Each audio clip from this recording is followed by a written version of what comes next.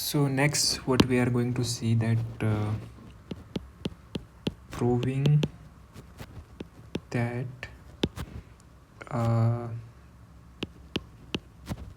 subset of a finite set is finite, right? तो हमें एक फाइनाइट सेट की डेफिनेशन पता है. मान ली कोई एक सेट है ए, अगर ये फाइनाइट है तो हमारे पास एक बाइजेक्शन होगा F that can map the set A to a set of finite numbers of integers, right, like this. So we will assume that assume A is a finite set. तो इसका मतलब ये है कि we have a function means A is a finite set means there exists a bijection f such that we have this integers till n that can map these integers to the function a. ठीक है, इतना हमें पता है. Now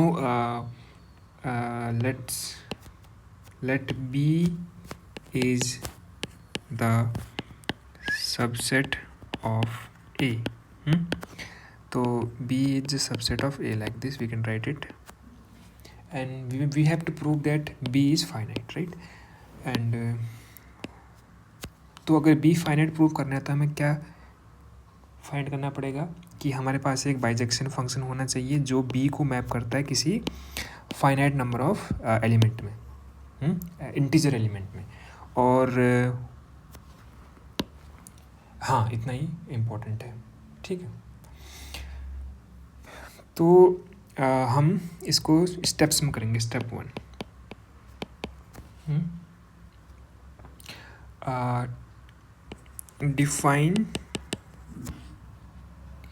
define a set S.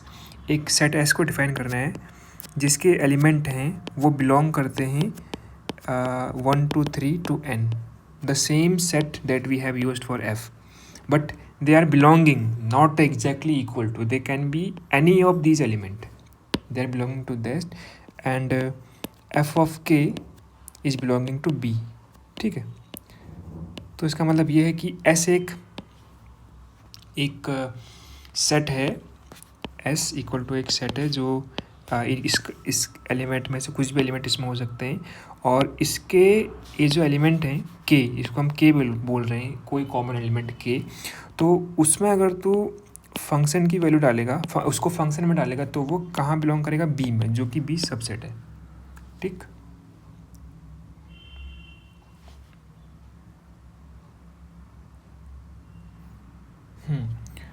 तो इसको हम ऐसे लिख सकते हैं, S consists exactly of those integer whose image lie in B. ठीक है, तो clearly we can say S is the subset of this thing 1 2 3 4 till n. तो जो ये S है वो इसका जो ये इतना ये जो set of finite number of integer है उसका सबसेट है S. इतना क्लियर होना चाहिए. अगर यहाँ तक बात क्लियर है देन आगे की बातें ईजी हो जाएंगी. ठीक है, इमेज का मतलब क्या होता है? फंक्शन की जो वैल्यू होती है वहाँ पर. ठीक, fine, I am assuming that यहाँ तक बात क्लियर. अगर नहीं क्लियर है तो थोड़ा सा तेरे को पहले सेट वाला पार्ट जो पढ़ा था वो रिवाइज करना पड़ेगा. अगर तो एग्ज़ाम देने जा रहे हैं तो ऑफकोर्स तेरे को रिवीजन होना चाहिए, और उसके बाद इसको रिपीट करके देख सकता है, रिवाइंड करके देख सकता है. ठीक है, फाइन. अगर यहाँ तक चीज़ें क्लियर हैं तो we can proceed further, right. Next step है स्टेप 2. क्योंकि हमें क्या करना है, हमें ये चीज़ प्रूव करनी है कि बी है ये भी एक फाइनाइट सेट है। तो अगर बी एक फाइनाइट सेट है तो इसका मतलब हमारे पास एक बाइजेक्टिव कोरेस्पोंडेंस होना चाहिए, यानी कि एक फंक्शन होना चाहिए। सपोज करो फंक्शन जी है जो इस बी को मैप कर सकता है एस में, इसीलिए हमने एस डिफाइन किया है यहाँ पर। ठीक है, हमें ये प्रूव करना है कि ये बाइजेक्टिव कोरेस्पोंडेंस एग्जिस्ट करता है। हमने बी डिफाइन कर दिया, हमने एस डिफाइन कर दिया, अब हमें डिफाइन करना है जी।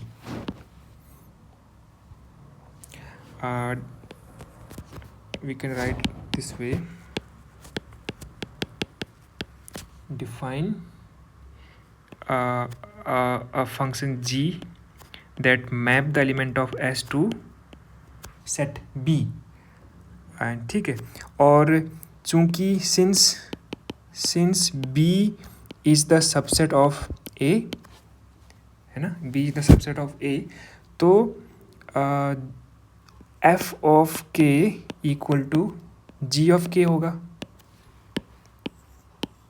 ठीक है, ये कैसे होगा समझ में आया? We are defining a function g that maps the element of s to the b and f of k equal to g of k, because जो ये k है ये किस पे, it belongs on these integers, है ना, और यही इंटीजर यहाँ पर भी है, f के पास भी है। ठीक है, तो वही इंटीजर जब जो k के पास, जो ये s के पास इंटीजर्स हैं, वही इंटीजर जब a के पास हैं, इस वाले सेट के पास हैं, तो इसके साथ जो एलिमेंट मैप कर रहा होगा ए में, वही एलिमेंट इसके साथ भी मैप कर रहा होगा बी में। क्योंकि इसको ऐसे समझ सकता है तू, मान ले ये था तेरा सेट ए, ठीक है, और ये है तेरा वो इंटीजर वाला पूरा सेट। ठीक है, हमारे पास एक फंक्शन है एफ। ठीक, तो ये समझ रहे हैं कि ये 1 2 3 कौन सा वाला है? ये वाला है, ऊपर जो लिखा था ये वाला।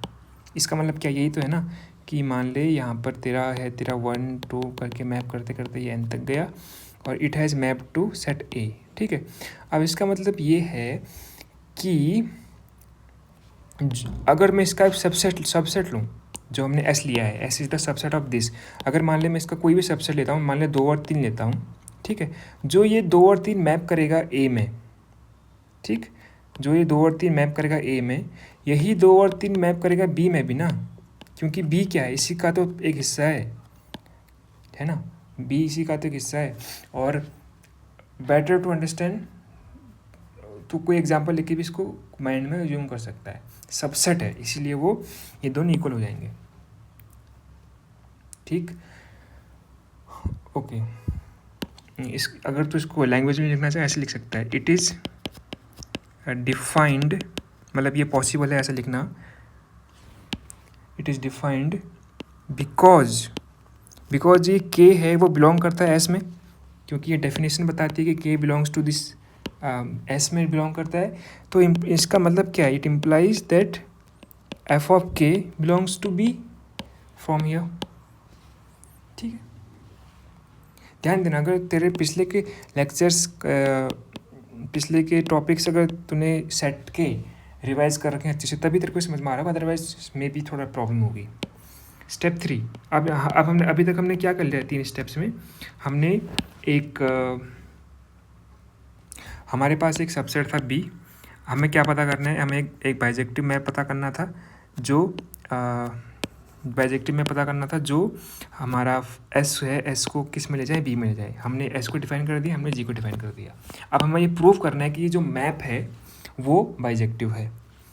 तो उसके लिए हमें क्या कंडीशंस होती हैं, बाइजेक्टिव मैप कौन सा होता है, बाइजेक्टिव मैप जो होता है उसको इंजेक्टिव भी होना पड़ता है और सर्जेक्टिव भी होना पड़ता है। तो हम पहले प्रूव करेंगे कि जी इज इंजेक्टिव, ठीक है। तो उसके लिए हम अज्यूम करेंगे कि let G of k1 equal to G of k2, ठीक है, और हमें पता है कि ये जो फंक्शन है ये F of K equal to G of के बराबर होता है जब k बिलोंग्स टू, और यहाँ पे ध्यान देना k1 and k2 belongs to S. तो हमें पता है कि G of K1 is F of K1 equal to G of K2 equal to F of K2 ऐसे लिख सकते हैं हम। Also we know that F is surjective. क्यों? Sorry, F is injective. मतलब इंजेक्टिव का मतलब पता है ना, 1-to-1 फंक्शन होता है।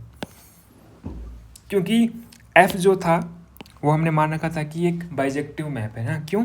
क्योंकि हमारे पास जो सेट है ए, वो सेट कौन सा सेट है? फाइनाइट सेट है। तो इसका मतलब बाइजेक्टिव मैप होगा हमारे पास। तो अगर एफ बाइजेक्टिव है तो इंजेक्टिव भी होगा। तो अगर एफ इंजेक्टिव है तो इसका मतलब ये होगा कि K1 इक्वल टू K2, क्योंकि 1-to-1 मैप होता है ना इंजेक्टिव का। मतलब अगर ये और ये बराबर हो रहा है तो इसका मतलब ये और ये भी बराबर होंगे। ठीक है, तो हमने क्या अज्यूम किया था? ये अज्यूम किया था, ठीक है, और हमें ये मिल गया। तो इससे क्या पता चलता है? Equation number 1 and equation number 2 से क्या पता चलता है?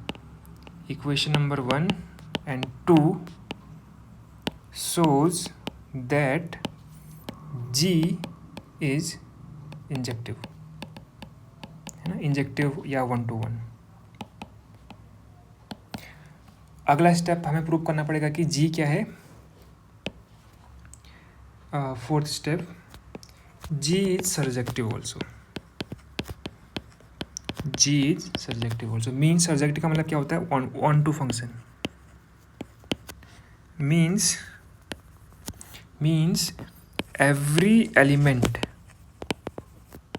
every element B, suppose that is belonging to B, the subset of A, है ना। every element जो B में है उसके corresponding there exists some K जो S में belong करेगा, है, such that G of K equal to B। हम क्या बोलना चाह रहे हैं? ये है हमारा S और ये है हमारा B सेट, और हमारे पास G है। तो एवरी एलिमेंट जो B में यहाँ पे एग्जिस्ट कर रहा है उसके लिए यहाँ पर एक कॉरस्पॉन्डिंग एलिमेंट होना चाहिए K। इसके लिए भी जितने भी एलिमेंट है सबके लिए होना चाहिए, क्योंकि ये ऑन टू अगर होना है, करना है तो इसको ऑन टू प्रूव करना है तो इसके जितने भी एलिमेंट हैं सारे के सारे एलिमेंट हिट होने चाहिए। ठीक है, तो इसको प्रूव कैसे करेंगे हम? देख कि अज्यूम या let B belongs to B, capital B, है ना। एन आर्बिट्रेरी एलिमेंट, कोई भी एक एलिमेंट है arbitrary, an arbitrary element in B, an arbitrary element in B, and since B is subset of A, है ना, तो इसका मतलब ये कि जो छोटा B है वो B में तो बिलोंग करता ही है, दस वो इसका मतलब A में भी बिलोंग करेगा, क्योंकि B A का ही तो पार्ट है। नाउ सिंस F जो F मैप था वो बाइजेक्टिव है, बाइजेक्टिव है का मतलब इंजेक्टिव भी है और सर्जेक्टिव भी है, दोनों साथ ही साथ। तो F इज सर्जेक्टिव, हाँ, F is surjective onto A, है ना। ये हमें पता है। तो इसका मतलब ये है कि देयर एग्जिस्ट सम K जो बिलोंग करता है किसमें? 1, 2, 3 ऐसे ऐसे करते करते करते n तक। क्योंकि ये देख, हमने जो स्टार्टिंग में अज्यूम किया था जो फंक्शन है f, उसके लिए इनपुट क्या है? ये है और ये है आउटपुट। तो अगर यहाँ पर कोई आउटपुट मैं ले रहा हूँ b, तो इसके लिए कोई इनपुट तो होगा ना यहाँ पर k जो इसमें बिलोंग कर रहा होगा। इसीलिए मैंने इसको ऐसे लिख दिया है कि there exist some k that is belonging to this such that f of k equals b। इतना आ गया।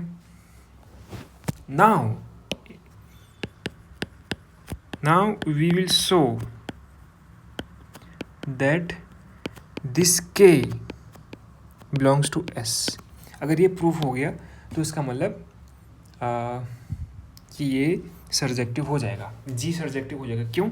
क्योंकि हमने बोला कि जो B है, ये B है मान ले, और ये S है, यहाँ पर एक B है, इस पूरे डब्बे के अंदर B है, इस सेट के अंदर। तो अगर ये इसके कॉरस्पॉन्डिंग जो K था, अगर वो K यहाँ एग्जिस्ट करता है तो इसका मतलब ये कोई और बी, कोई भी कुछ भी हो सकता है, हर बी के कॉरस्पॉन्डिंग हर कोई ना कोई के मिल जाएगा। तो इसका मतलब जो जी था वो सर्जेक्टिव हो जाएगा। ठीक है, ये हमें प्रूव करना है यहाँ से। तो हम how can we go further. देख, सिंस एस क्या है मेरे पास, एस एक सेट है जिसके एलिमेंट, ये जो फाइनाइट सेट है, इनमें से कुछ भी हो सकता है, कुछ भी, के बिलोंग टू कुछ भी हो सकता है out of this, and F of K जो है that is belonging to B.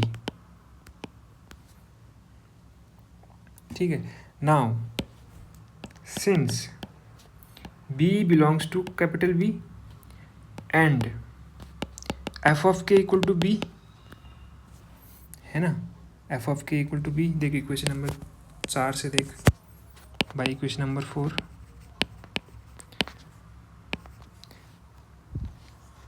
तो और हमें पता है कि b बिलोंग्स टू, हमें पता है कि b belongs to b and b की जगह पे हम f ऑफ k लिख सकते हैं। तो इसका मतलब यहाँ से क्या लिख सकते हैं हम कि f of k belongs to capital B and by definition 5, इसको 5 बोल लें, if f of k belongs to B, इस डेफिनेशन को देख, then k belongs to S, है ना, जो k है वो S में बिलोंग करता है। तो इसका मतलब ये हुआ कि दिस B जो था वो f ऑफ k था एंड ये g ऑफ k भी हो जाएगा। ठीक है, तो हमने क्या प्रूव कर दिया कि we have proved that for any arbitrary b belonging to capital B there exists a k that belongs to S with g of k equal to B, implies that g is surjective। तो हमने g को surjective भी prove कर दिया।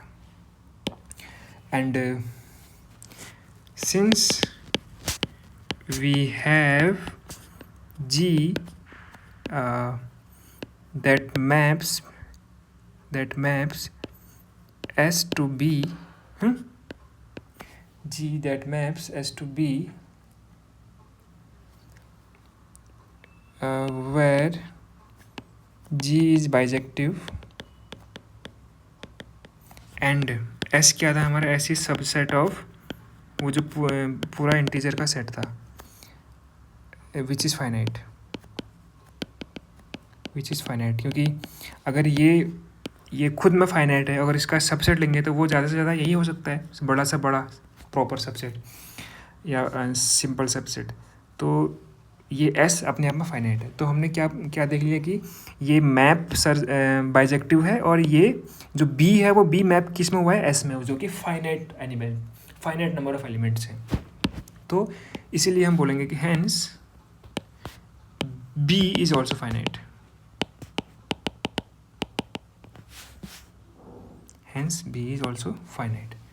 ठीक है, I think ये समझ में आया होगा या नहीं आया होगा, आई डोंट नो, थोड़ा सा लेंदी है क्योंकि थोड़ा सा इसमें स्टेप्स लंबे हैं, इसलिए ये कन्फ्यूजिंग हो सकता है। सिंपल सी बात है, कोई फंक्शन जब फाइनाइट होता है उसके लिए हमारे पास एक मैपिंग होती है, और जो मैपिंग की प्रॉपर्टी होती है कि वो मैप बाइजेक्टिव होना चाहिए, और जो जिस सेट में वो मैप कर रहा है वो सेट फाइनाइट होना चाहिए। ठीक है, वही हमने प्रूव किया है ना।